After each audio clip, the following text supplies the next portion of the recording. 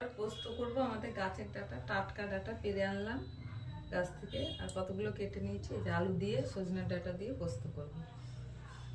ধুয়ে নিয়েছি একদম টাটকা ডাটা, আলুগুলো অল্প সিদ্ধ করে নিয়েছি, আর তিল, পোস্ত, কাঁচা পাকা লঙ্কা, আদা এটা বেটে দেবো। দিলাম সাদা তেলে রান্না করবো। লঙ্কা দিলাম,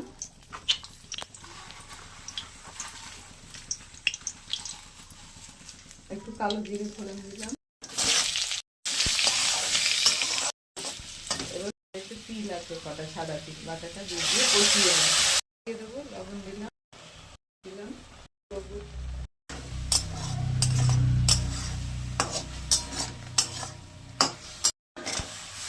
তারপরে জল দেবো।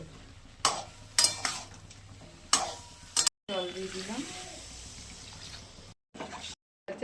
সজনে ডাঁটা আলু পোস্ত, আলু দিয়ে সজনে ডাঁটা পোস্ত, এইটুকু ঝোল রাখবো, এইটুকু ঝোল ঝোল লাগবে।